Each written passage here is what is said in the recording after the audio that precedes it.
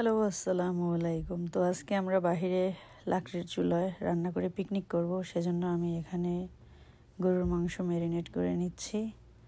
আদা, রসুন, পেঁয়াজ, লবণ, হলুদ, মরিচ, গরম মশলা সব কিছু একত্র করে আমি ওটাকে ম্যারিনেট করে 1 ঘন্টা রেখে দিয়েছি। আর এখানে বাহিরে এসে আমি ইট দিয়ে একটা টেম্পোরারি লাকড়ির চুলা তৈরি করলাম।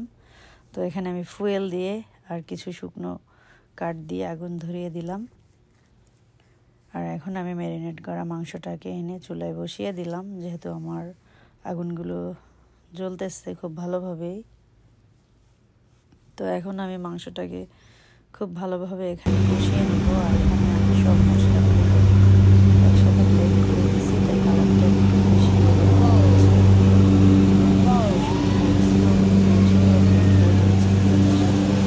ফাইজান চলে এসেছে আমাদের পিকনিকে। এরা রান্না বান্না করতেছে। আমি পানি নিয়ে আসছি রাইস কুকারের পটে করে, সেটা বড় মেয়া খেলতেছে। Careful careful careful, there is fire. Okay, you enjoy picnic Faizan. Okay, খিচুড়ি বসিয়ে দিয়েছি। গরম মশলা, পেঁয়াজ, কাঁচামরিচ এটা ভেজে নিব। এখানে অনেক আলু দেওয়া হয়েছে, বিকজ আমাদের বাসার সবাই আলু পছন্দ করে, বিশেষ করে বাচ্চারা। তো এটা দমে রেখে দিচ্ছি, আরো একটু কুক করবো।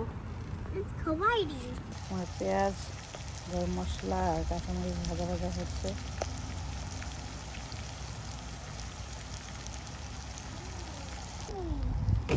এখানে বাসমতি চাল, ডাল আর চাল সবকিছু দিয়ে আমি ভেজে নিচ্ছি।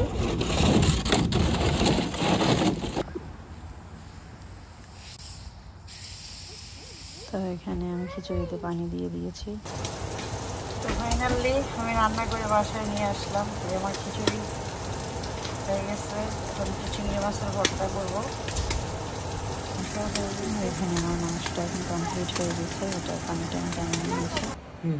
আর এখানে আমি কয়েকটা বড় বড় চিংড়ি মাছ, এগুলোকে তেলে ভেজে লাল পেঁয়াজ, ধনিয়া পাতা আর শুকনো মরিচ এগুলো একসঙ্গে হাতে মেখে ভর্তা বানিয়ে নিচ্ছি।